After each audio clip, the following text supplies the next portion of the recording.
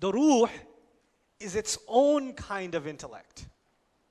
The brain is its own kind of intellect. And we understand that because we all have a brain and we've been using it in school or been forced to use it. So we use it all the time. And business people have to use it, doctors have to use it, lawyers have to use it. Everybody has to use their brain all the time to do these things, right? And in life you have to analyze, problem identify, find solutions.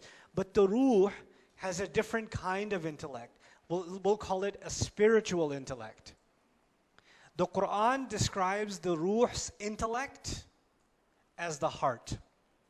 The term in the Quran for the spiritual intellect is what? The heart.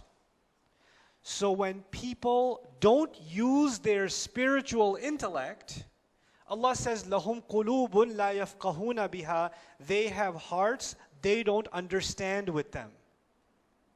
Listen to this. They have hearts, they don't understand with them. And someone who doesn't understand the difference between alam al-amr and alam al-khalq comes to me and says, Ustad, how come it says the heart thinks?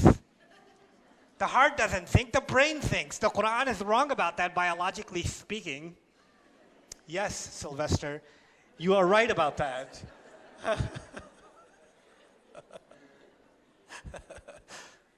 The reason for that is the Quran is not talking about the physical heart. It's talking about the spiritual intellect. And what word did Allah give to the spiritual intellect? Qalb. He gave it the meaning, the qalb. And when people stop using their spiritual intellect, He says their hearts have become hard. Or He says their hearts are covered, they're not using them. Or their hearts are even dead.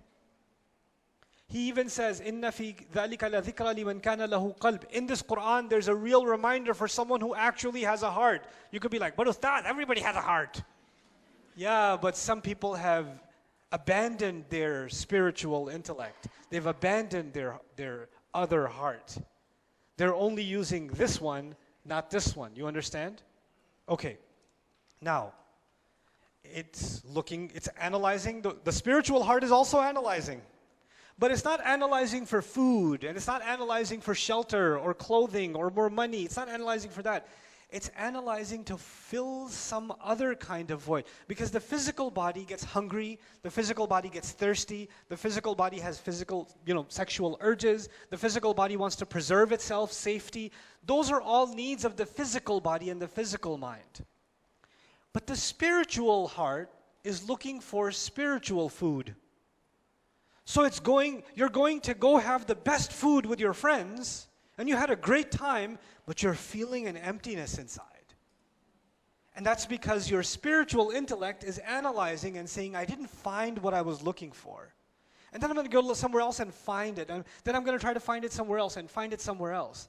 You guys should look up Abdullah Rothman if you don't know who that is. Abdullah Rothman, R-O-T-H-M-A-N. One of the most amazing human beings on this planet, by the way. So his story, listen to his story. I'll tell you a brief synopsis of his story. He comes from a family of great psychologists and pioneers in psychology. And he became interested in the question of what is the soul.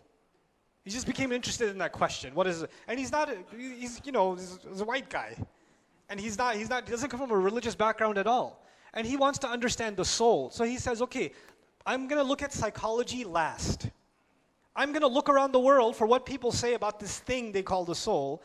So he spends time in a Hindu temple, living with a pandit, dressing like them, eating like them, like the whole 9 yards for a while, a year or more. Then he goes to some shaman in Jamaica and lives in the woods and fishes with a spear and lives among them. Then he spends time in like a Jewish seminary, and he spends time in the church, and he all over. Like, he didn't just go study this stuff. He wanted to get into their spiritual practices, their culture, wanted to understand it from the inside. And he was kind of all done with everything, and he came back to do his master's in psychology. And somebody asked him, did you do Islamic psychology? You look at Islamic spirituality? He goes, really? Islam? And he started looking into it, and he says, this is it. And he took Shahada. And he's head of the Islamic psychology program at Cambridge Islamic College. He studied under a sheikh in Sudan. He got married in Sudan. And mashallah, studied Arabic, studied psychology in depth. And just because of the analysis of the ruh, of wahi. is something inside him seeking. This is something Allah gave inside every human being. Some people are able to silence it more than others.